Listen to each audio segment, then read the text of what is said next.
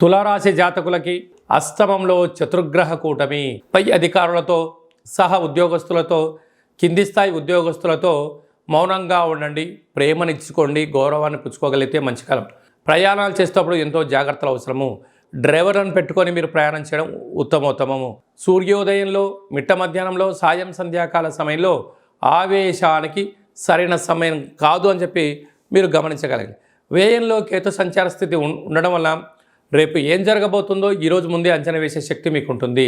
కనుక మీ మనసు మాట వినండి, అద్భుతమైన విజయం మీ సొంతం అవుతుంది. చిత్తా నక్షత్రంలో పుట్టినటువంటి జాతకులు బార్డర్, నేవీ, ఎయిర్ ఫోర్స్, రక్షణ శాఖ, న్యాయశాఖలో పనిచేసే వారికి మంచి కాలము.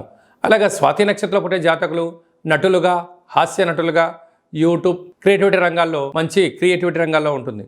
విశాఖ నక్షత్ర జాతకులు ప్రభుత్వ ఉద్యోగస్తులుగా, స్వయం వ్యాపారాలుగా, మార్కెటింగ్ రంగంలో మంచి కాలం ఉంటుంది.